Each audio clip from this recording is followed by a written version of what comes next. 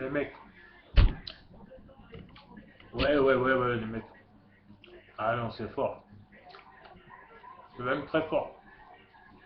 Bon, comme d'hab. Comme je dis, ici, on parle politique, on mange du cassoulet ou là, en l'occurrence des pizzas, en mode normal. Mais c'est le mode Mando Vénère. Comment ça là? Comment ça? Wesh, spéciale dédicace à la Crimée, genre de Sébastopol.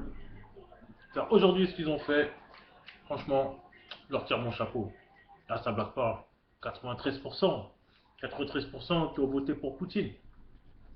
Écoutez, des gens qui sont en joie sur des places, Lénine ou là. Non. Et après, on entend quoi? Oui, c'est une mascarade, c'est un coup d'État, c'est mytho, c'est. Attends, mais ils se foutent de la gueule de qui? Déjà, comment le président il a perdu le pouvoir? C'est n'importe quoi, selon la constitution ukrainienne. Maintenant, on dit qu'il faut laisser les peuples disposer d'eux-mêmes, donc le peuple il veut que le gars il parte, et en plus il a tiré sur le peuple, il est parti, voilà. Maintenant, quand une partie du peuple dit bah moi cette région-là du pays, il n'y a que nous on veut aller avec les Russes, plutôt que d'aller avec les pro-européens. C'est exactement la même logique. Et en plus, historiquement, la Crimée, ça a toujours fait partie de la Russie, jusqu'à ce que, je crois, je sais plus c'est quelle reine, Catherine II ou la. Ouais, Catherine II, parce qu'Elisabeth c'est l'Angleterre. Catherine II de Russie, elle a cédé la Russie, la Crimée, pardon, à l'Ukraine. Donc c'est un cadeau. Donc maintenant, les gens de Crimée, qui sont très proches des Russes, hein, c'est collé, ils parlent tous russe.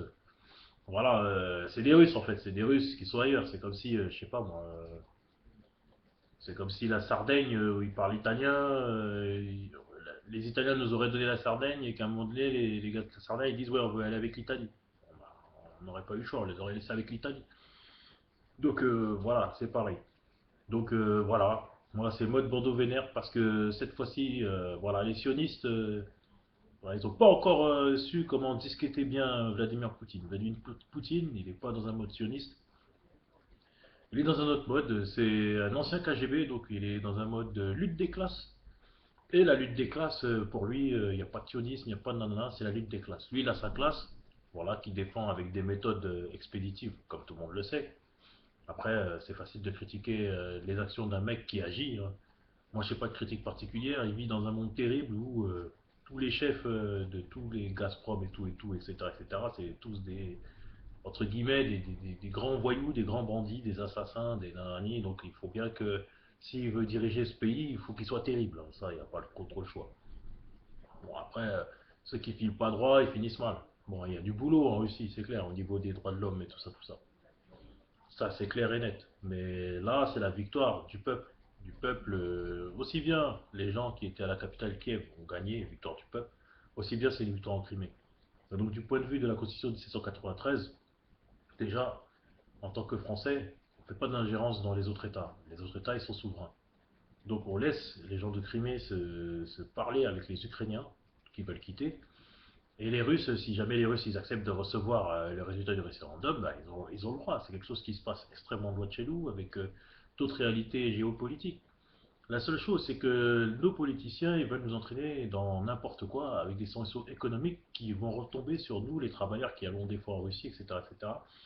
Ça va nous pénaliser au minimum économiquement et au maximum, ça peut amener de la tension et de la guerre civile. Donc la guerre civile Yougoslavie, souvenez-vous tous, hein, parce qu'on parle du Rwanda, des massacres en Afrique, mais le dernier massacre en Europe, dans les années 93, il était pas mal aussi, hein. Il y a eu des charniers, il y a eu tout ce qu'il fallait. Donc voilà, 1793 en mode de politique internationale, politique extérieure, c'est déjà, voilà, on laisse les peuples disposer d'eux-mêmes, c'est la démocratie. Si les gens de Crimée pensent que la Russie c'est bien, bah, qu'ils restent comme ça, et puis voilà. Maintenant, à la décharge des Russes, je dirais que quand les Tchétchènes, ils ont manifesté l'envie de partir, ils les ont pas laissés partir. Bon. Donc voilà, c'est compliqué. Donc au niveau du Kosovo, ouais, je trouve quand même que les Russes, du Kosovo, pardon. Au niveau de la Tchétchénie, je trouve que les Russes, ouais, ils sont pas allés de main morte.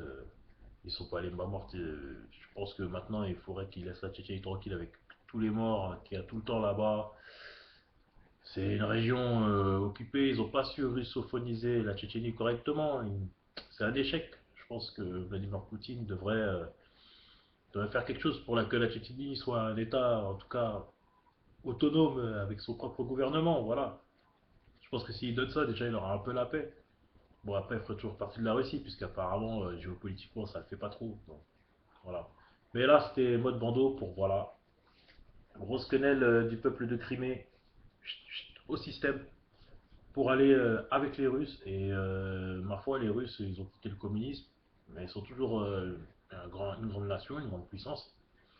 Il y a beaucoup de choses à changer là-bas, mais je pense que les Russes, ils sont beaucoup plus sur le chemin où, comment dire, chacun peut tenter sa chance. Malheureusement, les Russes, bon, ils ont des réputations. Bon, faut pas écouter tous les ragots, c'est sûr, mais ça se passe pas toujours dans la douceur. Il y a beaucoup de froid. Et par contre, la vodka, c'est cool. Cool, pardon. On a ce droit oublié, n'est-ce pas? Et voilà. Donc, c'est des gens sensés, les Russes, moi, je trouve. J'ai toujours trouvé que c'était des gens sensés. Bon. Euh, donc, vive la Crimée. Et qu'elle devienne russe si elle le veut. Si elle le veut. Et puis, nos ministres qui se mêlent de ce qui ne les regarde pas, qui sachent déjà que nous, le mouvement des indignés, il y a eu plein de mouvements, on est contre le système économique qu'ils nous proposent. Ils ont accepté un traité européen économique qu'on a refusé par référendum. Non, non, non, non, non, non. Moi, rien que pour le principe du référendum, donc de la vraie démocratie, je voudrais que les Russes y tiennent bon et que les ministres européens, tout ça, franchement, il faut qu'on s'occupe de leur cas, les mecs. Il faut qu'on s'occupe de leur cas. Donc je reviendrai, et donc je dirai encore une fois, moi, le bandeau vénère, juste comme ça, vite fait. 24 juin 1793, parti 24 mai 1793. Priorité, donner à manger à chaque Français, donner de la propriété à chaque Français, permettre à chaque Français de réaliser ses rêves, et la fraternité. C'est tout. Et avec l'égalité, bien sûr, au niveau de la distribution des ressources de notre pays. Voilà. Déjà, on mentira beaucoup moins et ça nous évitera d'aller raconter des salades en Ukraine, par exemple. Et donc des faux espoirs aux gens. Et au pire des cas, tout ça, ça va finir dans une guerre civile. Bon, voilà. Comme d'habitude, dédicace à Mister Diodo, Mister Rasta Président, Corinne Bouget, la lutte continue, les frères. À bientôt. Tous les sœurs. Allez, à plus tard.